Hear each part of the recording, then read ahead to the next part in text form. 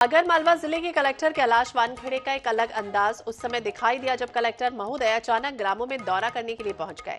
ग्राम धारूखेड़ी में उन्होंने ग्रामीणों के साथ नीचे फर्श पर बैठकर उनकी समस्याएं सुनी। महिलाओं और ग्रामीणों ने भी कलेक्टर को खुलकर अपनी समस्याएं बताई। कलेक्टर ने ग्रामीणों की समस्याएं सुनकर अधिकारियों को तत्काल हल करने के निर्देश दिए हैं। कलेक्टर ने इस दौरान मृत्यु भोज और अन्य कुरीतियों के संबंध में भी समझाइश दी।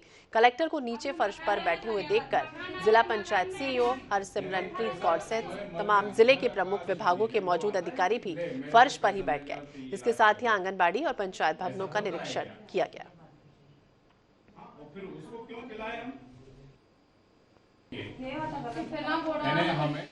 रेरा के नवनियुक्त चेयरमैन संजय शुक्ला ने पदभार ग्रहण करने के बाद एक प्रेस कॉन्फ्रेंस ली। उन्होंने कहा कि रेरा में अब जितनी भी शिकायतें आएंगी उनका त्वरित निदान होगा। दूर दराज की शिकायतकर्ताओं को राजधानी रायपुर आने की जरूरत नहीं पड़ेगी। उनकी शिकायत ऑनलाइन रजिस्टर कर सुनवाई भी ऑनलाइन ही हो जाएगी। ये भी कहा कि अवैध प्लॉटिंग, अवैध कॉलोनियां निर्मित न हो, इसके लिए जागरूकता अभियान चलाया जाएगा। उन्होंने बताया कि अभी रेरा में 775 से अधिक एजेंट दलाल पंजीकृत हैं। इसकी संख्या और बढ़ाई जाएगी। ये भी माना है कि जागरूकता की कमी के चलते कई उपभोक्ता रेरा तक पहुंच नहीं पा रहे। ऐसे लोगों तक पहुंचने के लिए सोशल मीडिया का सहयोग लिया जाएगा।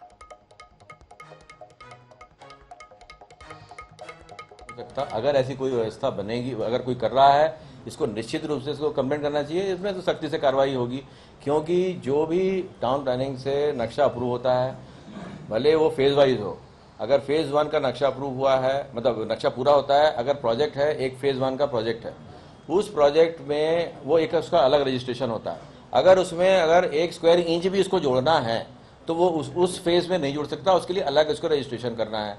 अगर इस तरीके से कोई गलत काम करता है तो निश्चित रूप से हम उस पर सख्त कार्रवाई करेंगे। इसका कोई प्रावधान नहीं है कि बीच में कभी भी जोड़ लो और इसकी फैसिलिटी उसमें दे दो।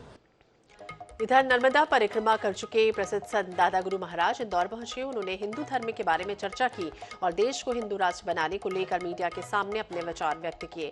करीब 31 वर्षों से बिना अन्न के जीवन जी रहे संत दादा गुरु महाराज ने नर्मदा यात्रा का अपना अनुभव साझा किया। वहीं नर्मदा माता की उपासना करने और परिक्रमा से मिलने वाले फल प्राप्ति को लेकर उन्होंने कई तरह से प्रकाश भी डाला।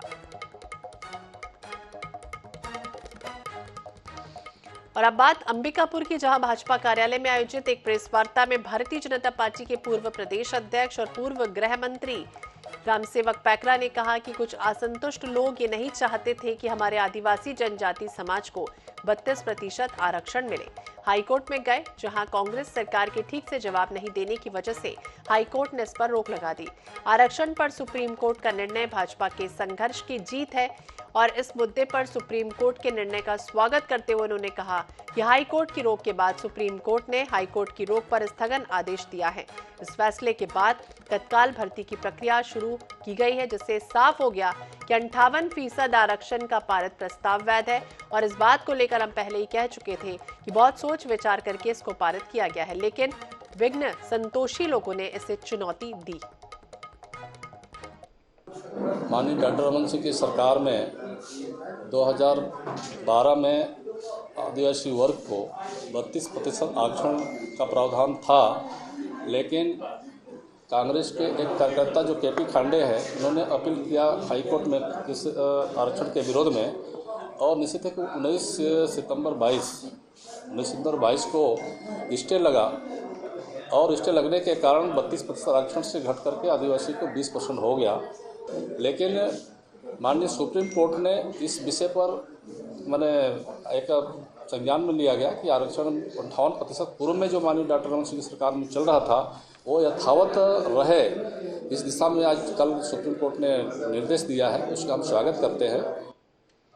इधर मध्य प्रदेश की पूर्व मंत्री और लघु उद्योग निगम की अध्यक्ष इमरती देवी ने एक गरीब परिवार की कन्या का विवाह अपने निवास स्थान गणेश कॉलोनी से कराया। बता दें कि डुंडापुर के मलखान सिंह बाथम की पुत्री प्रेमवती के इस विवाह में बारातियों के स्वागत से लेकर खाने पीने, विदाई तक की जिम्मेदारी इमरती देवी ने बखूबी निभाई। बारातियों का जोरदार स्वागत किया।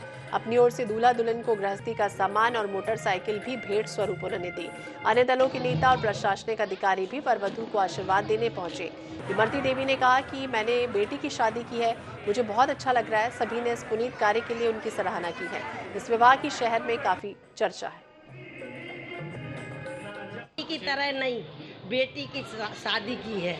मेरी बेटी है, बाथम समाज की लड़की है और मेरी बेटी है, उसकी शादी है। हमारे सब नेताओं को आशीर्वाद मुँह पे आज तक रहा है। तो थोड़ा सा धर्मपूर्ण करवे में मुझे, अब भागवत है, बड़ी बड़ी कथा मैं नहीं करा पाती, लेकिन एक बाथम समाज की कन्या मुझे ऐसे घर की मिली है कि मैंने दिल में सोचा कि इसकी शादी तो मैं करूँगी।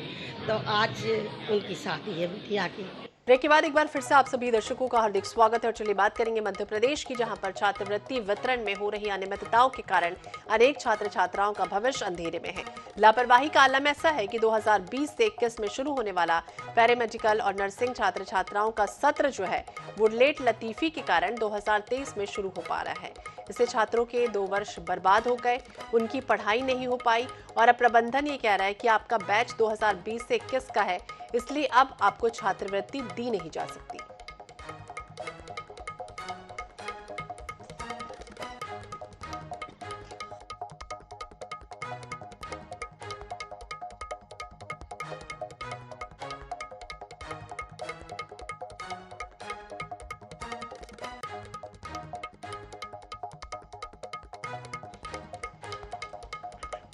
सुकमा कलेक्टर हरीश एस ने नगर मुख्यालय कोंटा, दोरनापाल सहित अनेक गांव का दौरा किया और इस दौरान उन्होंने स्कूल प्रबंधन विभाग के संस्थाओं का निरीक्षण करते हुए राष्ट्रीय आजीविका मिशन के महिला कार्यकर्ताओं की बैठक ली और आवश्यक दिशा निर्देश दिए गए। साथ ही कोंटा सामुदायिक स्वास्थ्य केंद्र का बारीकी से निरीक्षण करते हुए निर्माणाधीन कार्यों का जायजा भी लिया।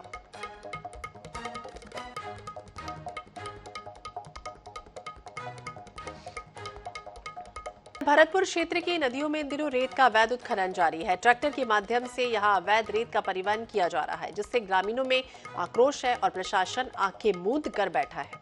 रेत के अवैध खनन परिवहन में माफिया सक्रिय है। ये आपको बता दें कि नदी नहीं है जिसको वनवास के दौरान भगवान राम ने पार कर छत्तीसगढ़ में प्रवेश किया था।